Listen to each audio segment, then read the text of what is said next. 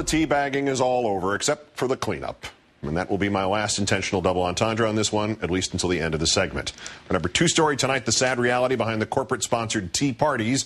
Visual proof that this is not about spending, deficits, or taxes, but about some Americans getting riled up about these things, riled up by the people who cause these things, and finally about some Americans who just hate the President of the United States. According to both the conservative organs, the New York Post and Washington Times, see, there was another double entendre coming, the protests only drew, quote, tens of thousands nationwide, despite relentless 24/7 promotion on Fox News, including live telecasts from several locations, like Fox's Neil Cavuto, caught yesterday off-air estimating his crowd in California's capital at 5,000, and then on-air claiming it might have been 10 or 15,000. Despite Cavuto's live show with radio talker Michael Reagan there, Sacramento police put the crowd at just over 5,000. Quote, I wouldn't say it was among the largest we've seen here, but 5,000 is pretty large for the West Steps.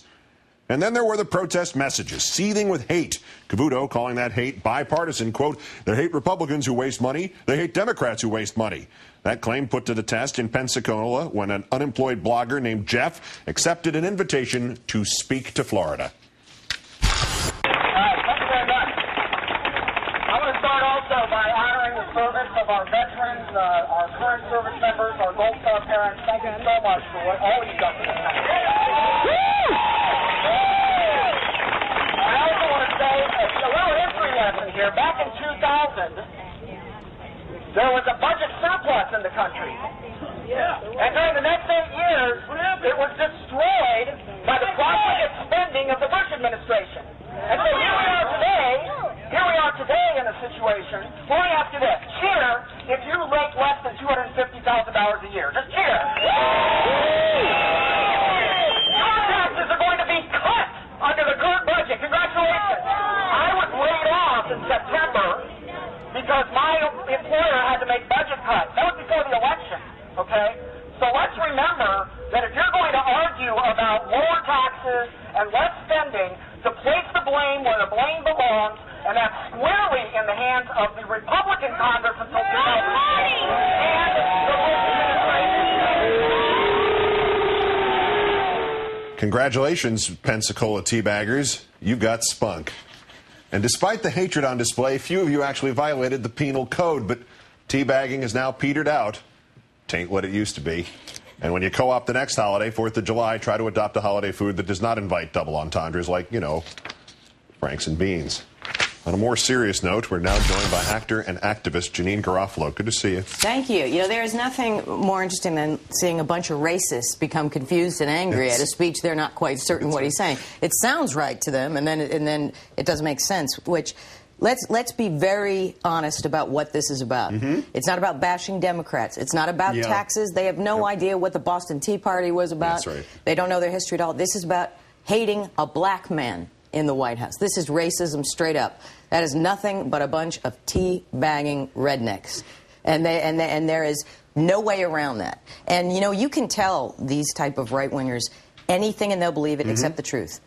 You tell them the truth and they become, it's like showing Frankenstein's monster fire. They become confused and angry and highly volatile. That guy caused in them feelings they don't know, because their limbic brain, we've discussed this before, the limbic brain inside a right-winger or a Republican or conservative or your average white power activist, the limbic brain is much larger in their head space than in a reasonable person, and it's pushing against the frontal lobe.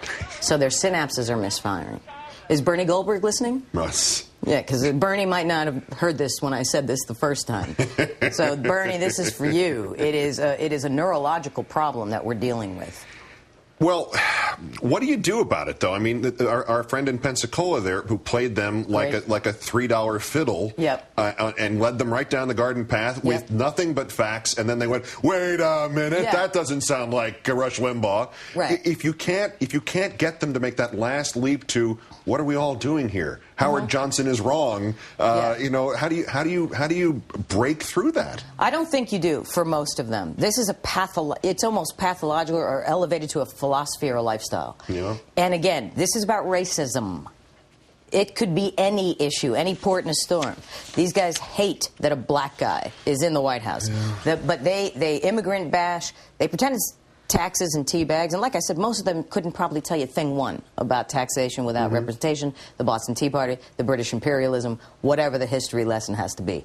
But these people, all white, for the most part, unless there's some people with Stockholm Syndrome. Right, and I didn't see them. They were in the back. They weren't near the cameras, which is bad strategy on the part of the people who were staging this at Fox. True. And Fox News loves to foment this anti-intellectualism because that's their bread and butter.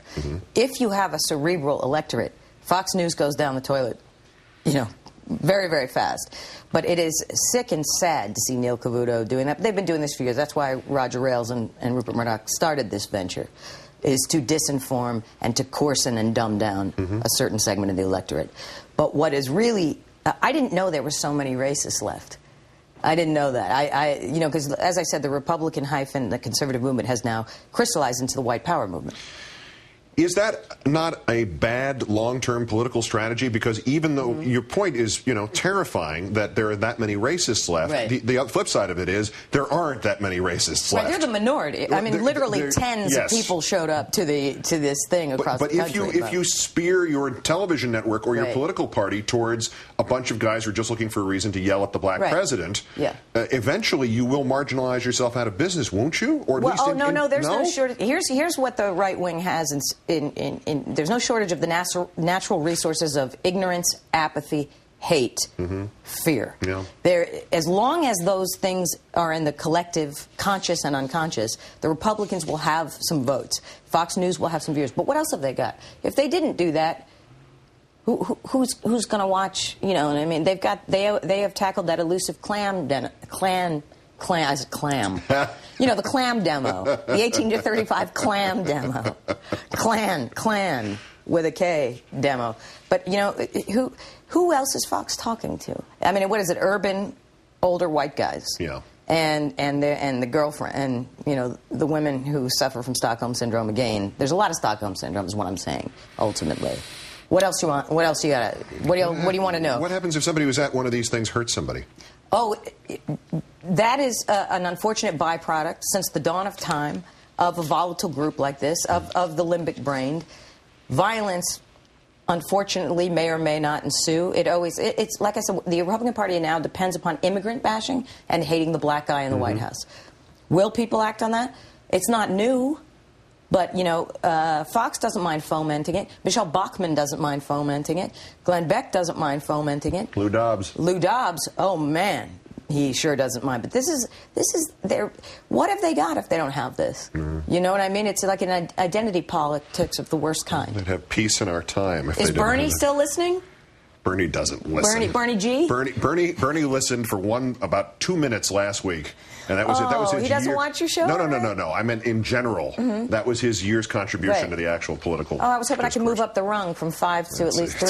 Janine Garofalo, number 5. Comedian, actress, political activist, and the expert on the limbic brain. Great thanks as always. Very much thanks to you.